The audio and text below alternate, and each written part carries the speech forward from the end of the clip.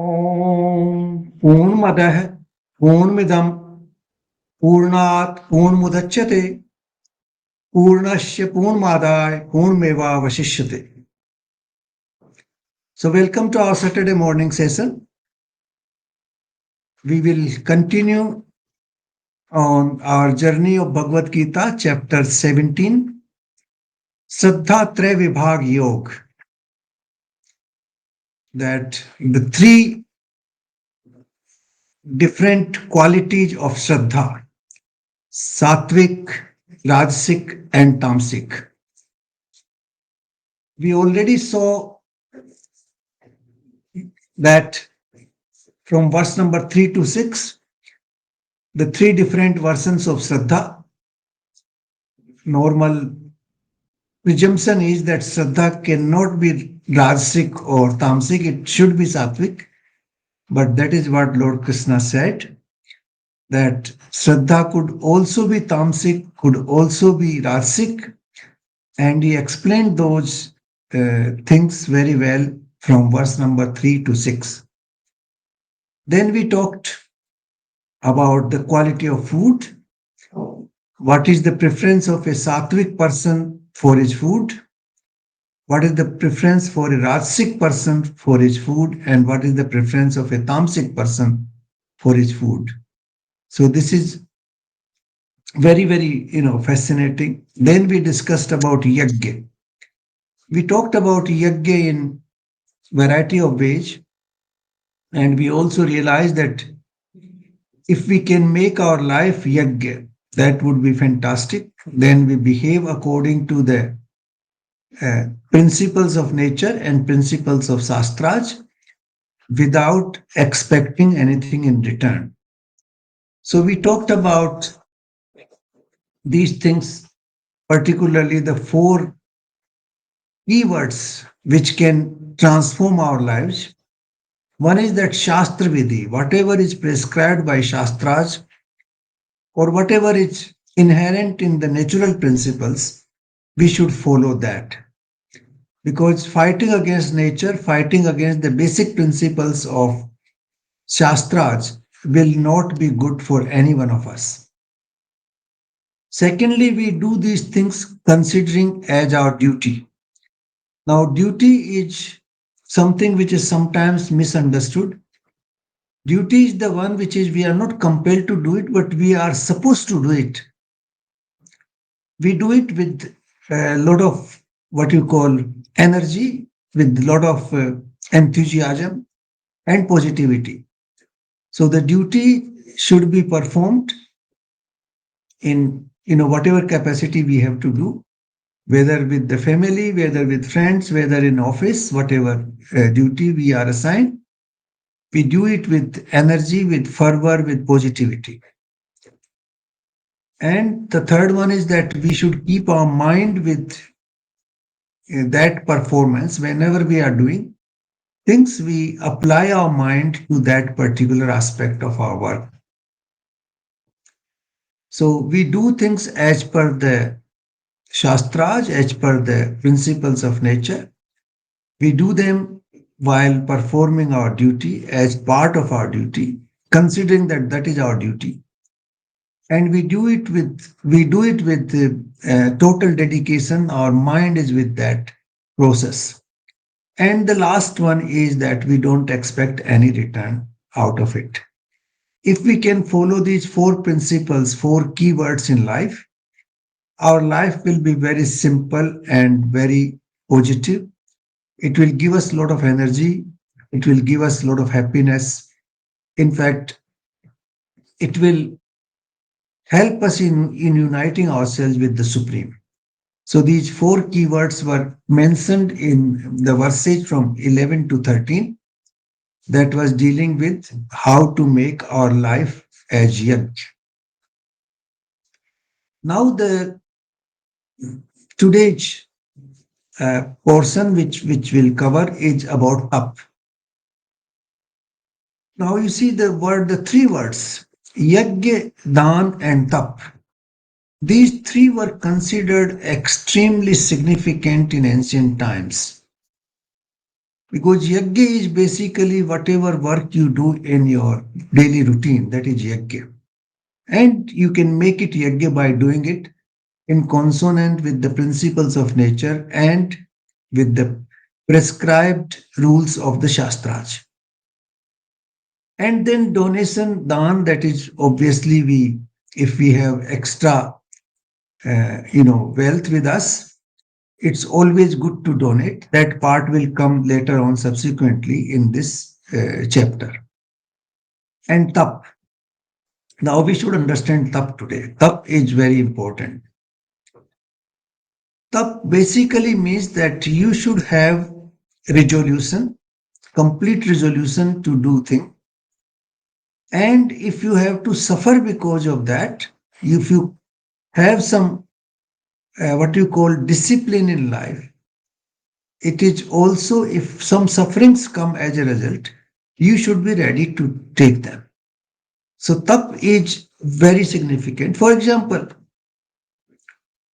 you want to keep good health. Now for that also you have to do tap. You have to have discipline in your eating habits, in your sleeping habits, in your exercise, and then you have to, whenever there's problem, you have to monitor your body constantly.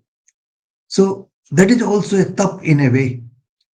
Tap is basically a disciplined life, and in that process, if we have to suffer a little bit in the body sense or mind sense, then I think we should be ready for that.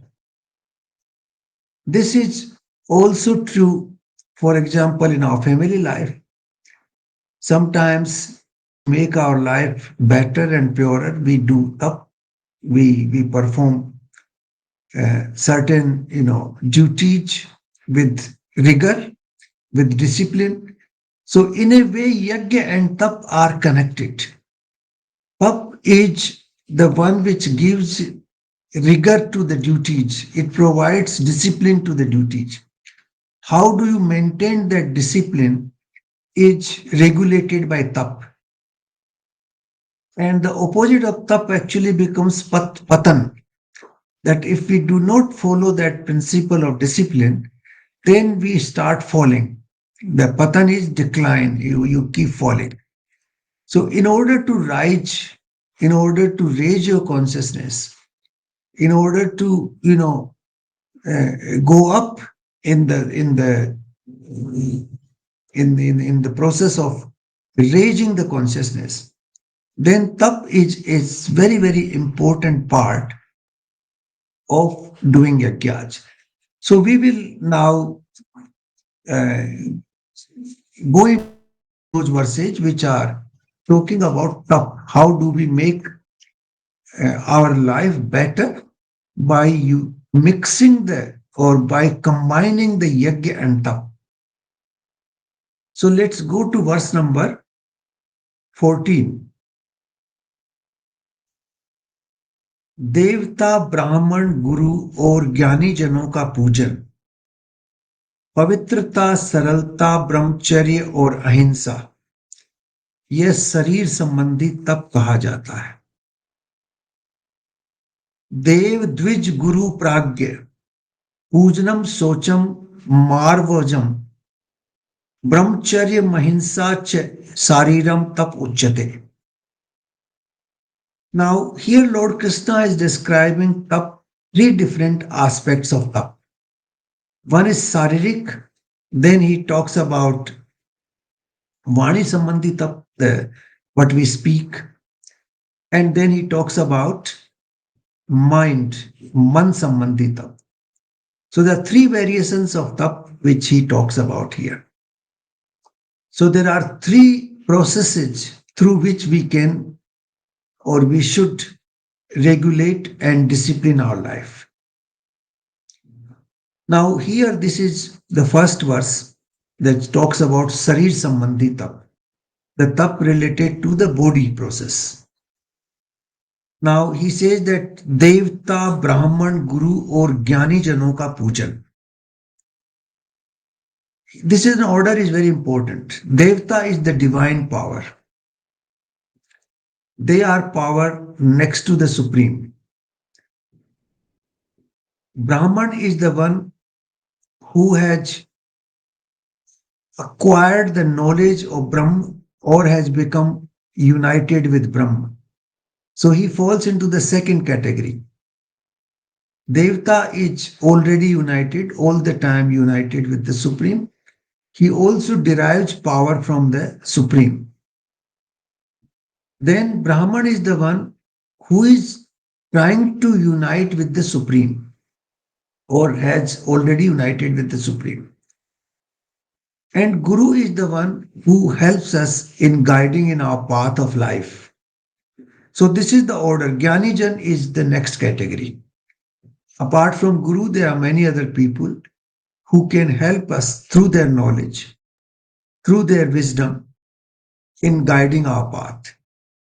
Now, pujan doesn't necessarily mean, worshipping like we do in a temple. No. Pujan means respecting them, to have a thought process through which we respect all these people, all these categories, Devta, Brahman, Guru, and Jnanijan. So you don't sit down with, you know, with a tray of variety of things like you put there flowers and you put water and you put akshat and you put roli and all that. And then you do pujan. No, not that way. Pujan is basically respecting the divine powers, the Brahmans, the Gurus, and the wise people, wisdom. Now, that respect will automatically enhance your qualities and your actually endurance and your own wisdom. So, this is what Lord Krishna is mentioning here. This is extremely important. Those people who do not respect the Devtas, Brahman is not by birth here. Brahman is the one who is united or is trying to unite with the Supreme, who is following the path of raising his consciousness so that he remains one with the Supreme. So this is Brahman. Brahman has nothing to do with by birth here. And Guru is naturally the one whom you have chosen to guide your path in the life. And then Jnanijan, the people who are wise in the society. So if we respect these four categories of people, you would feel that you will automatically gain some wisdom. You will gain endurance. Your energy levels will rise. Your resolution to do things will go up. I can tell you this is my own experience also in life. If you respect the wise people, if you respect the gurus, if you respect the divine powers, then it helps. So this is the first thing Lord Krishna is saying, that you should respect all of them. You should have proper gestures whenever you meet them. Extend proper gestures, extend, whatever help you can extend or whatever support or whatever respect you can give. Then there are four other things he is talking about. Pavitrata, Saralta, Brahmacharya and Ahimsa. The four words. Brahmacharya, Mahimsa, Pujam, Socham, Brahmacharya, Mahimsa, Ahimsa. These are four words. Now, Pavitrata, we must understand what is Pavitrata. Pavitrata is very misunderstood sometimes. When you go to a temple, you become Pavitra. No, that is not the correct person. Pavitrata means what you are thinking inside and what you are doing outside should be the same. There should be no disintegration between the two. It should remain united. You will remain united, you will remain Pavitra only when you do things what you tell or you uh, think your thinking, your doing, and your whole life process is following one simple path. They are not having dichotomy. They are not vibhakt. Vibhakt means they are divided. They are not divided. They are one. For example, you think something else and you behave differently, then that is, you become khand inside. You are not akhand. You will have, uh, one force pulling on one side, another force pulling on the other side. So that is apavitrata. So apavitrata is, what you can say easily is that your thinking process and your action, they are not in consonance with each other. Your thinking is going in a different way and your action is going in a different way. For example, somebody comes to my house unannounced all of a sudden. In my mind, I think, oh, he has come at a wrong time. He's come and disturbed me. On the action side, I welcome him. Please come in, sit down. What would you like to? So on the action, I show him all the respect. But in my mind, I am having a very different thought. So that is disunity. So that is vibhakt. We are not bhakt, vibhakt. We discussed this word once, bhakti and vibhakti. That once you are not united within your own self, one force of your body, mind is going in one side, another force is going another side. That is apavitrata. So pavitrata is having unity of thought and action. Saralta. Saralta is actually linked with pavitrata. It's the second part. When you actually have unity of your thought and action, Saralta automatically comes into play. You don't have to do much about it. When you do not, uh, you know, make a special effort to be saral, to be like saralta also comes when you do not have too much of what you call ego. Because people who have too much of ego, they can never become simple. They will always have complicated thinking and action process. They will end up telling lies. They will project themselves. They will, talk very high of themselves. So that process is not saralta. Saralta is basically to be normal, that I'm also one of the human beings out of billions who live on this earth. I'm not a superhuman being.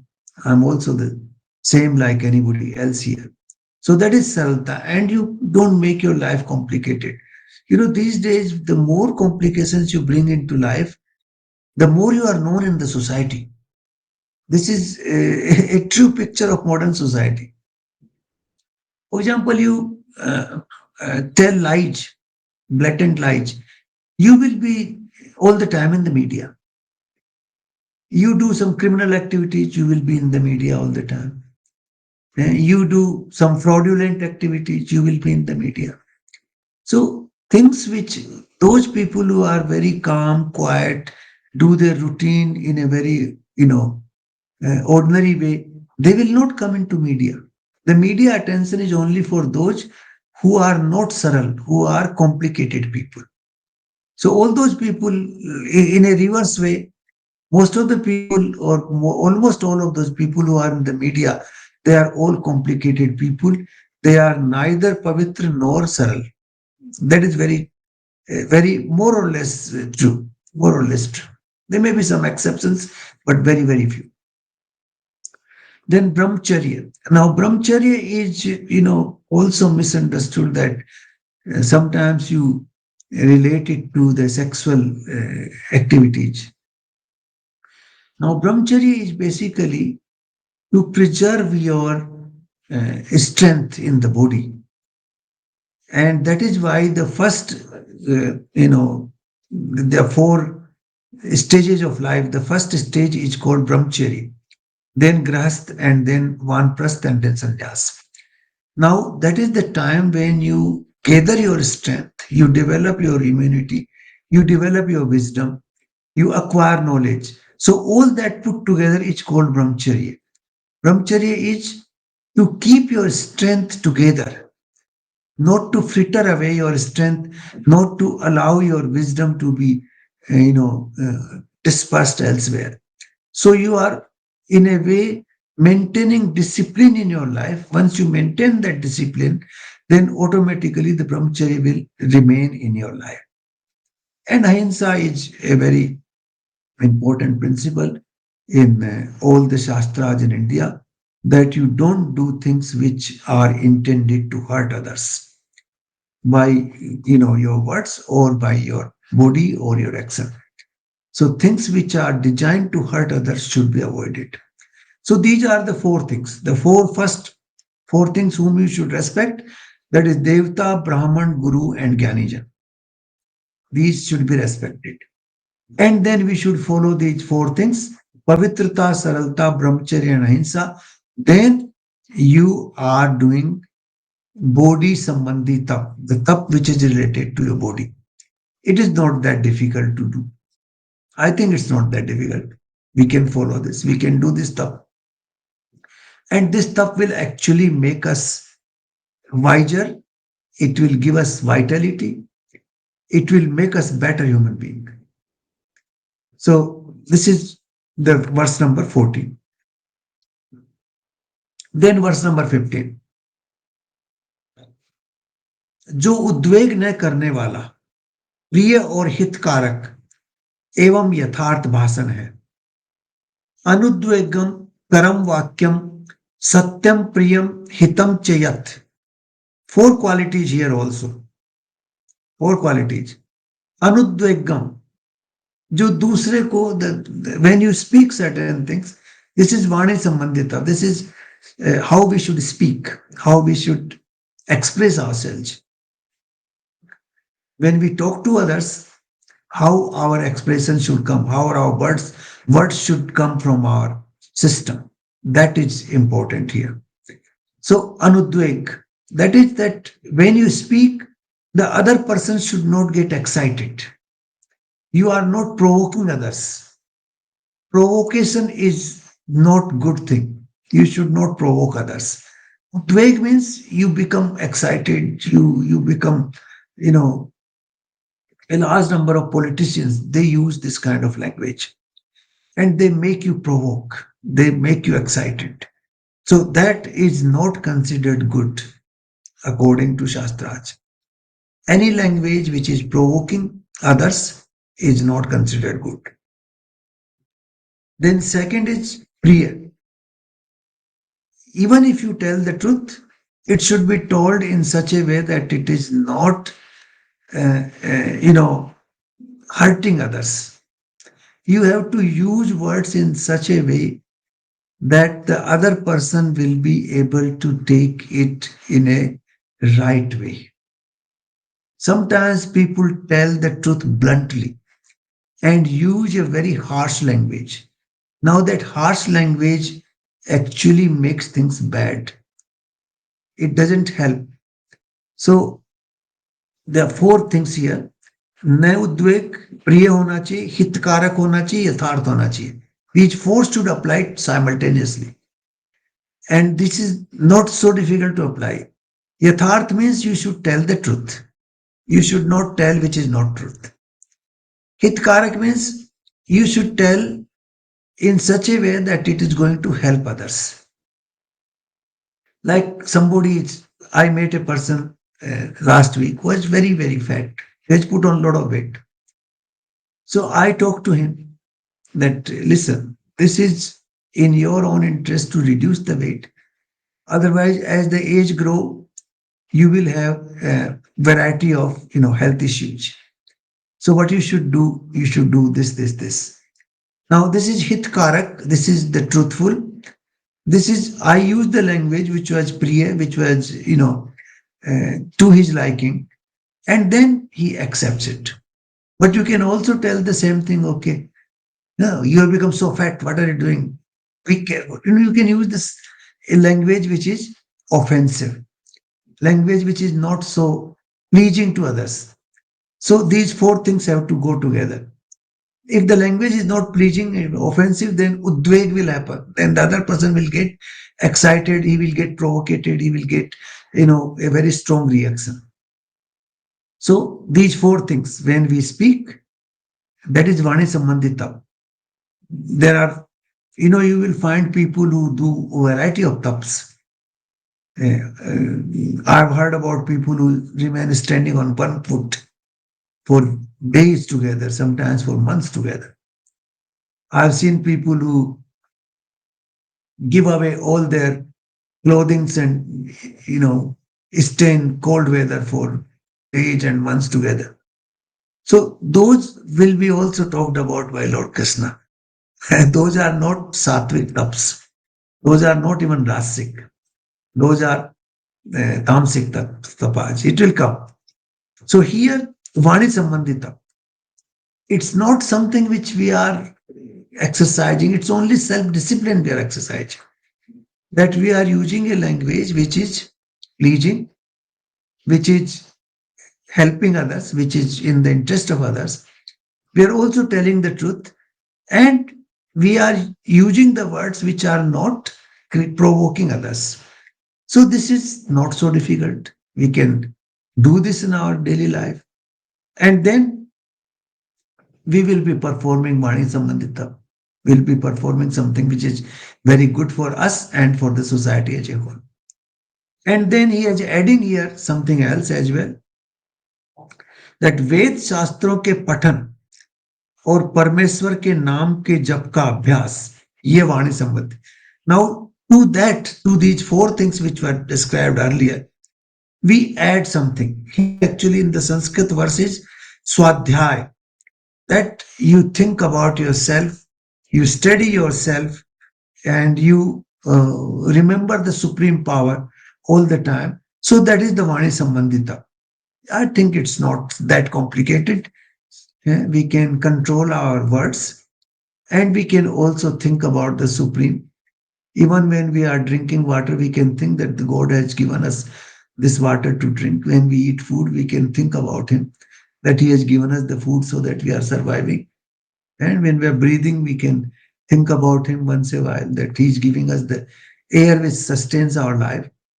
So it's not so difficult to remember him. So this is all Vani Sambandita. He is also talking about Nam Jap, that we can, but that is a separate issue. To begin with, we can take the first four parts, that we don't use offensive language. We don't use language which is provoking others, and we use words in such a way that is in the interest of others, and we tell the truth. So this is what we can do, and at the same time, we keep the supreme in our mind constantly. So that is Vani Sambandita. Then Man Sambandita. So we have seen Sarir Sambandita, we have seen Vani Sambandita, now we'll see Man Sambandita. मन प्रसाद सौम्यतम मौन मात्मम विनिग्रह, मन की प्रसन्नता, शांत भाव, भगवान चिंतन का स्वभाव, मन का निग्रह और अंतःकरण की भावों की भली भांति पवित्रता. Actually, the man sambandhi tap will automatically follow if we follow the first two, the Sarir Sambandhi Tap and Vani Sambandhi Tap. If we follow, man will automatically be happy because you are telling the truth, you are respecting the divine people, you are respecting the gurus, you are using very, polite and pleasing words. So your mind will always be happy. So man prasanta will follow automatically. Shant bhav, since you are not using offensive language and you are using pleasing language, automatically you will have shant bhav, you will have peace in your mind and in your system. So there's no problem there. Bhagavad Chintan karne ka swabhav, if we follow the verse number 15, in which he said that apart from the four principles of Vani, the fifth is that you should keep, remembering the Supreme constantly. So this is automatically comes here in the mind संबंधित.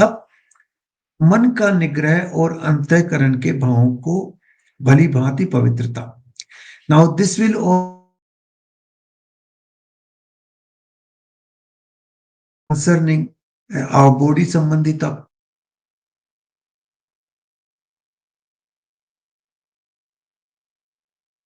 Now we see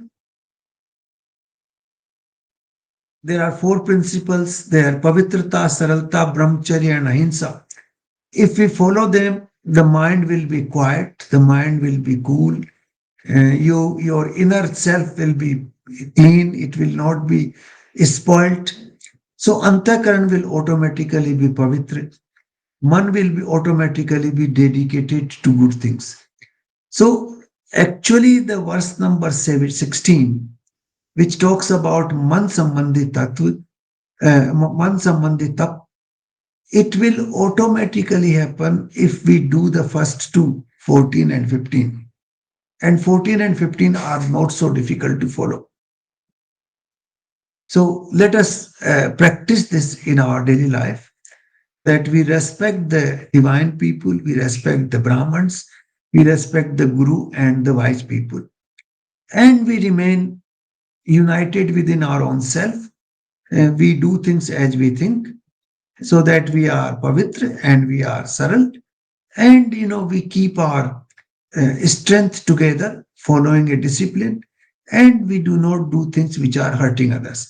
If we do all that, and then we speak our words in such a way that they do not provoke others, that they are pleasing to the others, that they are helping the others, and they are based on the truth, then I think the third part of Man Sambandita will automatically happen. And that is why perhaps Lord Krishna has given it at the end. Because if we do the first two, 14 and 15 verses, the 16th will automatically come. So this is the tap. Now, this tap has been explained. Now, this is the principles of tap. The principles of tap which govern the body tap, the principles of tap governing the speech tap and the mind tap. Now, I don't know what is the word which is proper for tap in English. I don't think there's any word which can really define this. So we can take it as tap. Now, verse number 17. फल को न चाहने वाले योगी पुरुषों द्वारा परम श्रद्धा से प्रोक्त प्रकार से तप किया जाता है, वह सात्विक तप है. Now, only one additional condition, that are two conditions. Shraddha se means you do with devotion and you are not expecting anything out of it. This is part of the two principles, the four principles we discussed earlier. शास्त्र विधि, कर्तव्य, मन को इकट्ठा करके और फल की इच्छा न करना. These were the four principles we discussed while talking about yajna. Out of those, we take two here, that we do things with devotion and without expecting any result out of that, then that is sattvic tap. So we follow this and we do not expect any, return out of it, and we do it as part of our, with the duty, not a compulsive duty, but duty which is supposed to be done by us. If we do all that, then it would be sattvic tap. Then, verse number 18. जो तप सत्कार, मान और पूजा के लिए तथा अन्य किसी स्वार्थ के लिए या स्वभाव से या पाखंड से किया जाता है, वह है राजस तप. नाउ, सत्कार, मान, पूजार्थ, तपो दंभेन चैव्यत. Now, any tap, if you do these things which are mentioned in verse number 14, 15, and 16, to extract result out of it, to extract respect from the society, to expect that others will worship you, to expect that you will gain something out of it, then that tap is not sattvic. Then that tap becomes rajasic. It becomes a transactional process. You are doing something, expecting something. It becomes what Trump called transactional diplomacy. So then this becomes transactional diplomacy, that I do this and I expect this in return. So that transactional diplomacy is not sattvic, it is rajasic here. Then you have lost the the true impact of that behavior, that tap.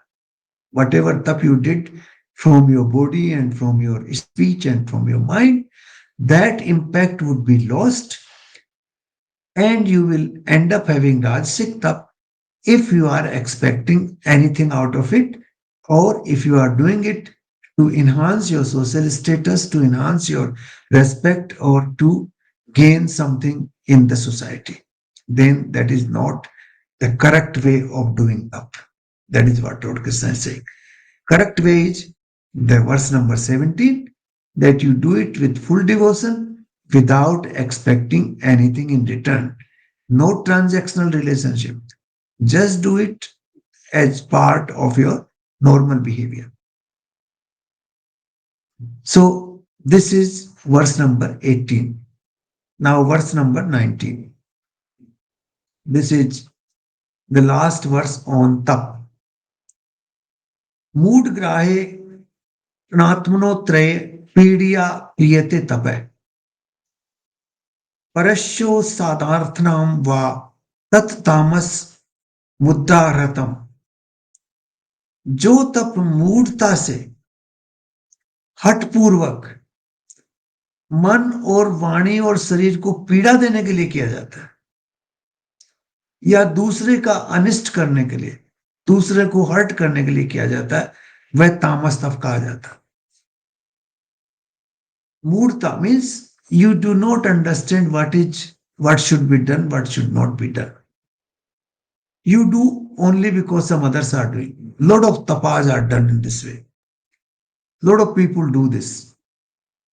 We were talking about people who are standing on one foot, people who are sitting in very cold weather constantly, people who decide not to eat for days together, even that upvas and what we call ansan. Now ansan is, if it is done to achieve a purpose, then it is not sattvic. So in that sense, the ansan done by Mahatma Gandhi to attain something, to do some, get some results, in that strict sense, that is not sattvic, because you are expecting something out of it. Then it becomes rajasic. But if you are doing something which is without any wisdom, you are doing certain things, then you are using harsh words, your mind is impure, and you are making your body suffer unnecessarily, then that is actually tamsikta. Without any reason, just to show off to the public that I can stand on one foot for days together, that is actually tamsikta. It's not even rasik, it's even lower than that. So anything, you will find a lot of sadhus, the so-called sadhus and sannyasis, they are indulging into this category of 19, verse number 19. A large number of them are doing this kind of stuff to show to the others that they are austere people. They can live with harsh conditions. But if their intentions are not pure, then that is rasic. But if they are doing it with total dedication and without expecting anything in return, then that is fine. But if they are not doing with that intention, then it is not fine. So ultimately, these verses from 14 to 19, they give us some fundamental principles of behavior, how we can behave ourselves, how we can improve our behavior to make our life pure, our life better, our life happier. So let's repeat it once again. Saririk tap. Saririk tap is it's not so difficult.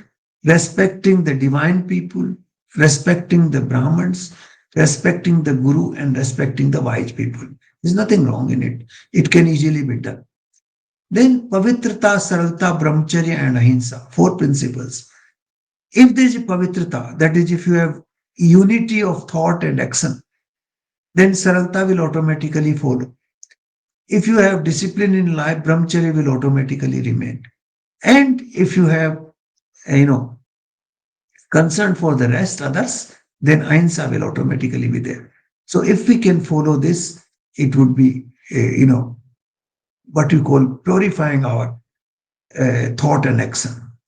And then Vani, if you don't speak words which are very provoking, very exciting, creating reaction in the others, and which are use pleasing words which are good, use words which are in the interest of the others, and at the same time tell the truth. Four conditions: telling the truth but in a pleasing manner, in a manner which will serve the purpose of others, and which will not excite others. I think this is not so difficult to do. And at the same time, we can remember the Supreme. We can constantly think about Him in our action, in our thought, in whatever capacity we are acting. So that these two things, if we can do, verse number 14 and 15, our life can transform into a fantastic life, a life which will give you happiness all the time. The so-called state of anand will start coming into your life. It will flow into your life if we can follow these two verses, 14 and 15. And the 16 will automatically happen once we follow these 14 and 15. The mind will automatically get into a very quiet, peaceful state. And you will constantly remember the Supreme. So this is very, very fascinating. Now, to that, we add only two more things. That is, we do things with devotion and we don't expect out of it anything. I think our life is set for a higher plane. Our life is set for, raising our consciousness and getting united with the Supreme. If we can do these things, I think the purpose of our attending the lectures of Bhagavad Gita would be served properly. So yajna and tap, we discussed about yajna in our previous, session. If we can make every action yajna and we can combine that action with tap, the life would be fantastic. So this is where I would end.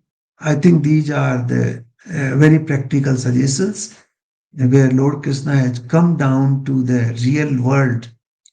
He started in chapter 2 where he talked about Atma, where he said आत्मा को जला नहीं सकते, उसको गीला नहीं कर सकते, उसको सुखा नहीं सकते, अदाह्य, agraह्य. So he has used those words.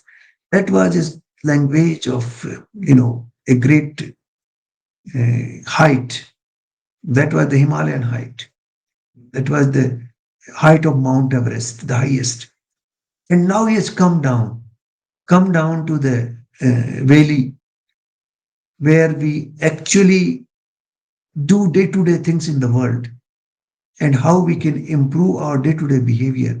So these are the verses which give us practical, guidance in our day-to-day conduct. So let's follow them as much as we can.